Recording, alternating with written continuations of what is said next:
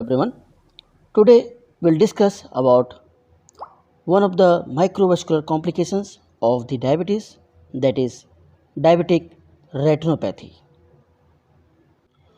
Let's see the definition of diabetic retinopathy. So diabetic retinopathy is defined as microangiopathy.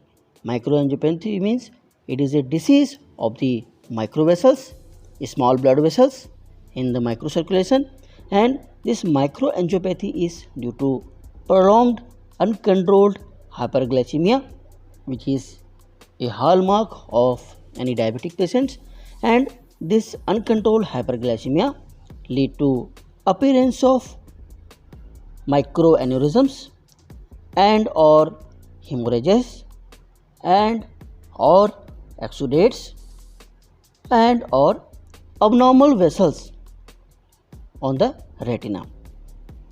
And this diabetic retinopathy is a common complications which can be seen in both type 1 as well as type 2 diabetes mellitus, and this ultimately leads to threat to the vision of the patient. However, this early treatment of diabetic retinopathy can prevent the retinal damage, and it can also reduce the risk of progression of patient towards the blindness by 57%. Due to this reason, the American Diabetes Association, that is ADA, has recommended to get regular eye examination for all the patients having diabetes. What are microaneurysms which are seen in the diabetic retinopathy? These microaneurysms are saccular pouches which are formed as a result of local capillary dilatation, and these microaneurysms are appeared as small discrete round red dots. Here in this picture we can see the microaneurysms, and usually these microaneurysms are located in the inner nuclear layer of the retina. Coming to the haemorrhages, which are also seen in a patient of diabetic retinopathy. So these haemorrhages can be of two types: the dot and blot haemorrhages and the flame shaped haemorrhages. These dot and blot haemorrhages are found in the deeper layer of the retina. However, these flame shaped haemorrhages are formed in the superficial precapillary arterioles. These dot and blot haemorrhages are originate from the venous end of the capillaries, and because of their dot and blot configuration, these are known as dot and blot haemorrhages. And these flame shaped haemorrhages, they follow the course of retinal nerve fiber layer. Coming to cotton wool spot or soft exudates, these cotton wool spots are caused because of the occlusion of the capillaries in the retinal nerve fiber layer, and because of this occlusion of the capillaries, there is interruption in the exoplasmic flow, and this interruption in exoplasmic flow is caused by ischemia and subsequent buildup of the transported material within the nerve axons, and ultimately this lead to formation of white and opaque appearance of these lesions, which are known as cotton wool spots. Here in this picture we can see how the cotton wool spots is appeared. Coming to the hard exudates, these hard exudates are located between the inner plexiform and inner nuclear layer of the retina, and these exudates, hard exudates, are composed of lipoprotein and lipid-filled macrophages which surrounds the leaking microvascular lesions. These hard exudates vary in size and they have a yellow waxy appearance. This we can see in this picture, the yellow waxy appearance, and they have relatively distinct margins. Apart from these various structures, the intraretinal microvascular abnormalities are also seen in a patient of diabetic retinopathy.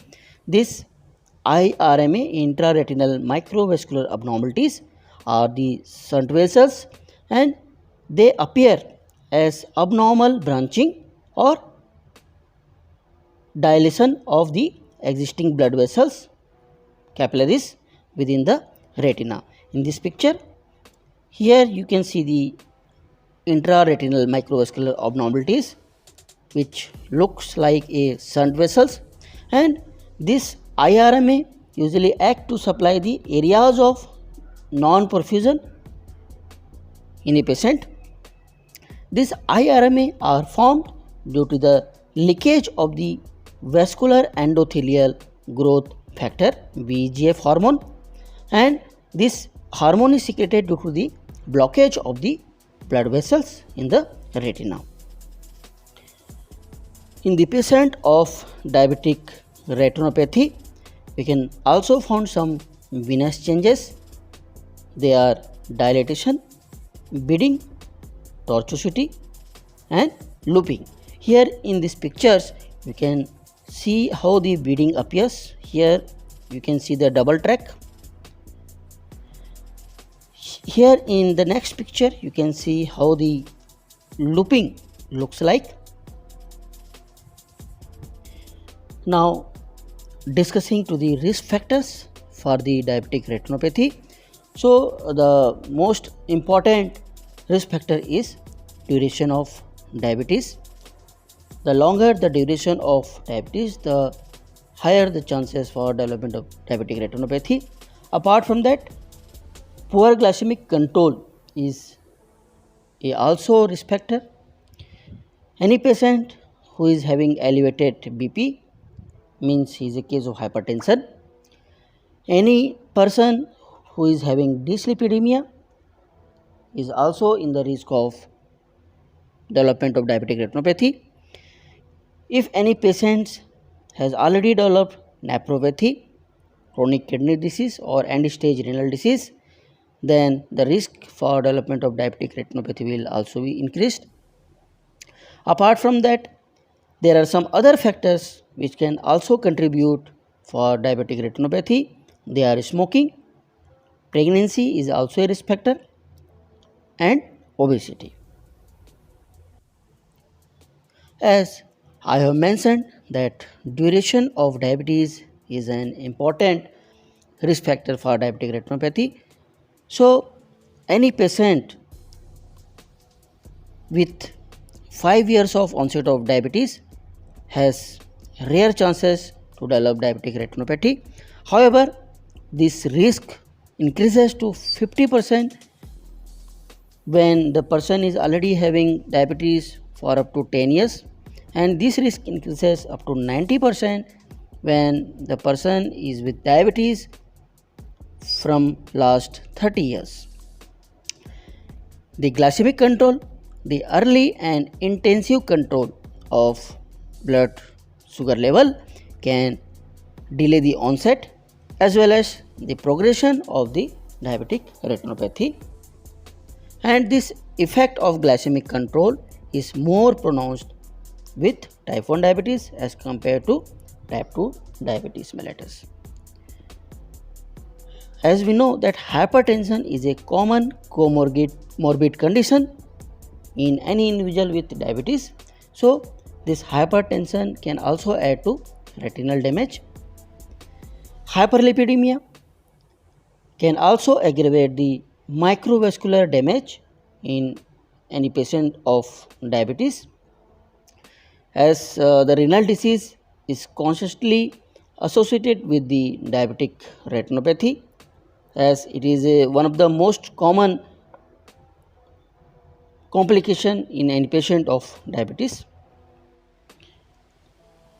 To explain the mechanism of diabetic eye disease or diabetic retinopathy, the four major biochemical pathways have been hypothesized. The first one is the enhanced glucose flux through the polyol pathway, increased intracellular formation of advanced glycation end products. There is activation of protein kinase C isoforms and vascular endothelial growth factor, and lastly the stimulation of hexosamine pathway. And as per the recent studies, that these mechanisms reflect a hyperglycemia induced process which is initiated by the superoxide overproduction by the mitochondrial electron transport chain.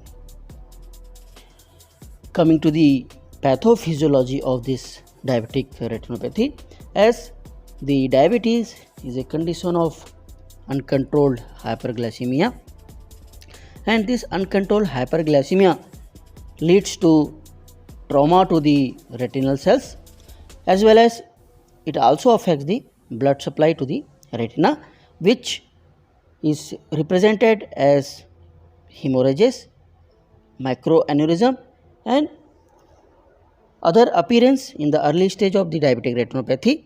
These two mechanisms ultimately leads to thickening of the retinocapillary basement membrane. This increases the permeability of the capillaries in the retina, which leads to the vascular cell death by various mechanisms which we have already discussed. Apart from this, thickening of retinocapillary basement membrane also causes the vascular occlusion, and this vascular occlusion is due to the platelet aggregation, the leukocyte activation and adherence. These two mechanisms leads to switch on of the auto regulation mechanism, which is represented as neovascularization in the retina, and ultimately damage to the retinal vessels and endothelium. Coming to the classification of this diabetic retinopathy, this diabetic retinopathy can be broadly classified into two categories: the non-proliferative diabetic retinopathy and PDR, and proliferative diabetic retinopathy PDR. This non-proliferative diabetic retinopathy can again divided into three categories: the early or mild, moderate and severe and PDR. However, the diabetic macular edema can be seen in this both two classification: non-proliferative diabetic retinopathy as well as the proliferative diabetic retinopathy. Now discussing to the disease severity scale, the left column shows the disease severity level, and on the right column we can see the findings which are observed on dilated ophthalmoscopy according to their respective severity scale. So the first level is no apparent retinopathy. In this we will not find any abnormalities on ophthalmoscopy. The second level is mild non-proliferative diabetic retinopathy. Here we will find only microaneurysms. The moderate non-proliferative diabetic retinopathy, here we will find more than just microaneurysms but less than severe non-proliferative diabetic retinopathy. It means it will show the findings between the mild and severe non-proliferative diabetic retinopathy. The fourth level is severe non-proliferative diabetic retinopathy. So in this severe form, there will be any one of the following, and there will be no any signs of proliferative diabetic retinopathy, which is the next level of the severity. So any one of the following means more than 20 intraretinal haemorrhages in each of the 4 quadrant. Any one of the following also includes the definite venous bleeding in 2+ quadrants, and the prominent intraretinal microvascular abnormalities in 1+ quadrant. So any one of the following out of these 3 categories, and there will be no signs of PDR in this severe non-proliferative diabetic retinopathy level. The final and the fifth severity level is proliferative diabetic retinopathy, the PDR, and this PDR includes one or more of the following, which includes neovascularization, vitreous or pre-retinal haemorrhages. This proliferative diabetic retinopathy can be seen in 20 to 30% of the individuals having type 1 diabetes, and this PDR can be seen in 10% of those having type 2 diabetes mellitus. And these two conditions, type 1 and type 2, patients should have diabetes for 15 years or more.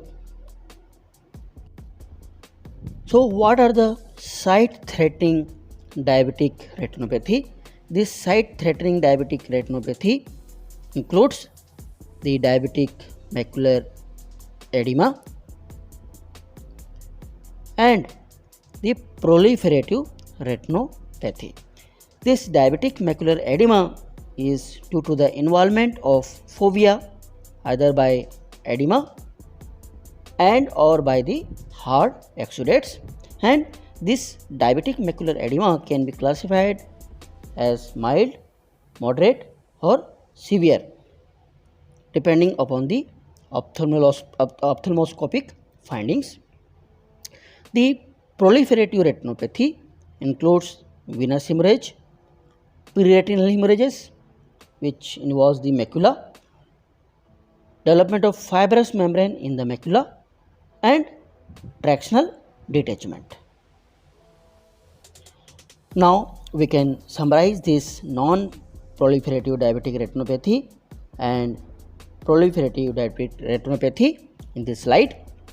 So this non-proliferative diabetic retinopathy is the early clinical stages of diabetic retinopathy, and it is the most common form, and the features which are found in this non-proliferative diabetic retinopathy are the venous abnormalities in the form of dilatation, bleeding, tortuosity or looping, the microaneurysms which are sacral pouches, haemorrhages which can be flame shaped or dot and blot shaped, the appearance of the cottonwool spots, the appearance of hard exudates.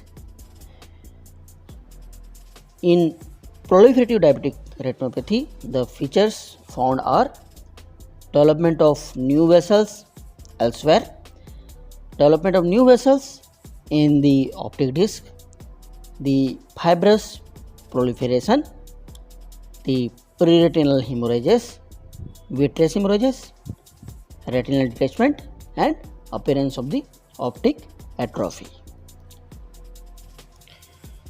Now discussing to the factors which influence the natural course of the diabetic retinopathy. This can be categorized into 3 categories: the systemic factors, the ocular factors, and the genetic factors. Systemic factors includes the duration of diabetes, the glycemic control, hypertension, the serum lipids, any renal disease, pregnancy, any anemia like condition. About these factors we have already discussed in the previous slides. Coming to the ocular factors, these include the posterior vitreous detachment, the old chorioretinopathy, and any history of cataract surgery.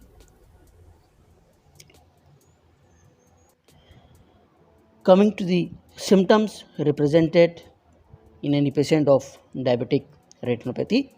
So, any patient with diabetic retinopathy may not have any symptoms, and these symptoms even not appear in advanced stages of retinopathy also.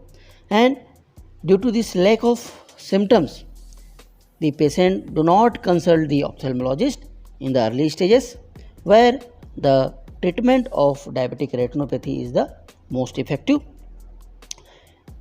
If diabetic macular edema is there, it can be presented with blurring of vision.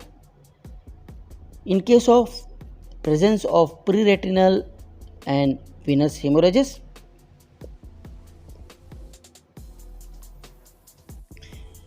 there will be sudden diminution of the vision.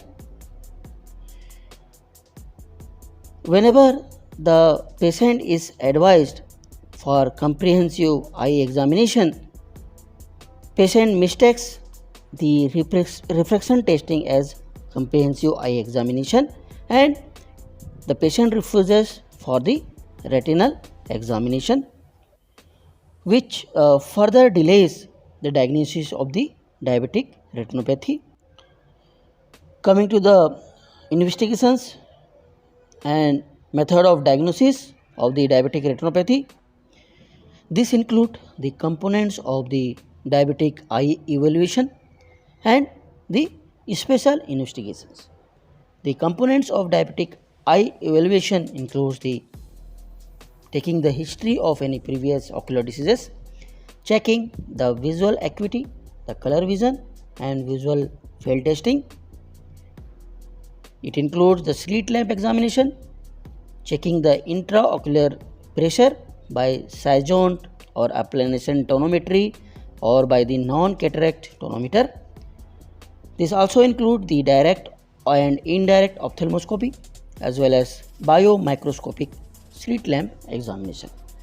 The special investigations include digital color retinal photography, the fundus fluorescent angiography, and the optic coherence tomography. These are the pictures which are showing the pictures taken by the fundus fluorescent angiography, and on the picture on the right shows the picture from the optic coherence tomography. So, what are the recommendations for the retinal examination? In type 1 diabetes mellitus cases, the retinal examination should be done within 5 years after the diagnosis, and the further examination should be carried out every 1 to 2 years. In type 2 diabetes mellitus, the retinal examination should be done at the time of diagnosis, and the further examination in every 1 or 2 years. However, the detection of retinal lesions at early initial screening, it warrants for more frequent follow-ups and examinations. What are the reasons for delay in detection of diabetic retinopathy?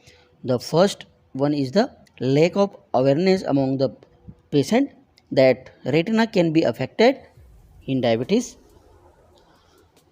The another reason is lack of symptoms in the patient with diabetic retinopathy, as usually the diabetic retinopathy are asymptomatic, even the symptoms are not appeared in advanced stages also. Patient sometimes not undertake eye examination when they are advised to get their eye examination done.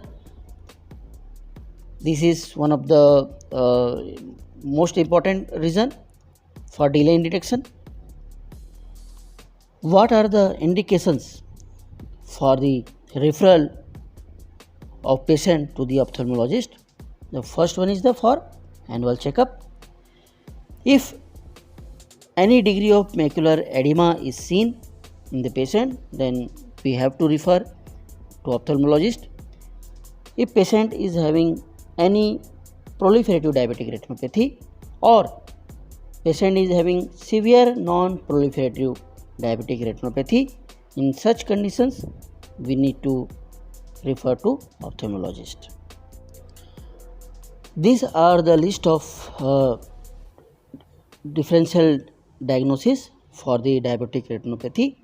These include hypertensive retinopathy, retinal vein occlusion, the radiation retinopathy, sickle cell retinopathy, ocular ischemic syndrome, the retinal telangiectasis, the Als disease, and retinal vasculitis. Now discussing to the non-retinal ocular manifestations of the diabetes. So this can be divided into three categories. The first category are the conditions which are directly associated with the diabetes. The second category are the conditions in which the diabetes is a known risk factor, and the third category includes the conditions where the diabetes is a possible risk factor. So first category includes the cataract, the anterior ischemic optic neuropathy, the diabetic papillopathy, the ocular movement disorder. For these conditions, the diabetes is the direct cause. The second category includes the glaucoma and ocular ischemic syndrome. The third category, for which the diabetes is a possible risk factor, includes the retinal artery occlusion, retinal emboli, retinal vein occlusion, and the corneal disease. Now let's discuss to the medical management of diabetic retinopathy. So the glycemic control is the most beneficial effect in preventing diabetic retinopathy, and this has been proved by the three landmark studies, which includes diabetic complications and control trial, DCCT trial, the United Kingdom prospective diabetes study, UKPDS, and by the Kumamoto study. Apart from that, we should also emphasize on the blood pressure, blood glucose, and lipid control. It has been seen that the tight control, that is 10/5 mmHg reduction in the blood pressure, improves the diabetic retinopathy prevention, and it is found that there is 34% reduction in the risk of the development of diabetic retinopathy.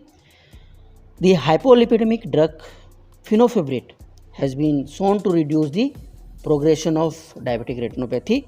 Apart from that, we can also utilize some other strategies for the treatment of diabetic retinopathy, which includes the use of aspirin, the aldose reductase inhibitors, ACE inhibitors, and by using the angiotensin receptor blockers. Now discussing to the surgical management of diabetic retinopathy. This surgical management usually include the laser photocoagulation therapy and vitreoretinal surgery. The laser photocoagulation therapy decreases the visual disability by 99%, and this has been proved by the two large randomized control trials known as Diabetic Retinopathy Study DRS and the ET-DRS. The mechanism of this laser photocoagulation is by the stopping the leakage of the blood and fluid from the retina, and this laser photocoagulation can be divided into three categories. The first one is scatter or pan-retinal photocoagulation, and this is used usually for the severe proliferative diabetic retinopathy.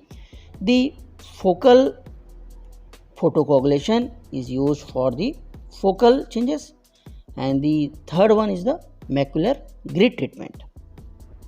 The another type of surgical management known as vitreoretinal surgery is usually considered for the patients with high risk proliferative diabetic retinopathy.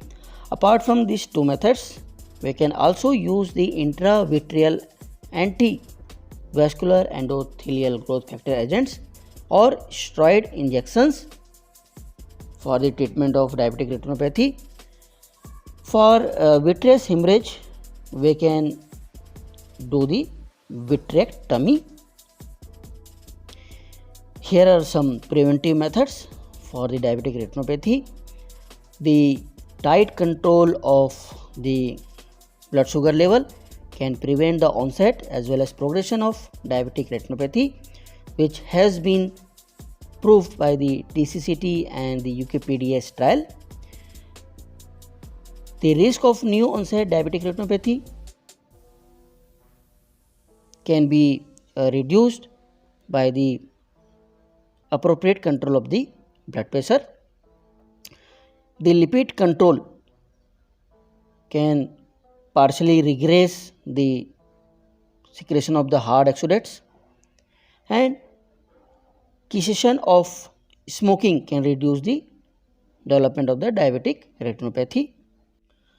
Now let's discuss the association of diabetic retinopathy with pregnancy. This diabetic retinopathy usually affects 20 to 30% of women who are having diabetes in their reproductive age group. However, the gestational diabetes mellitus has not any risk for development of diabetic retinopathy. If any patient has no diabetic retinopathy at the onset of pregnancy, then the risk for development of retinopathy is very low.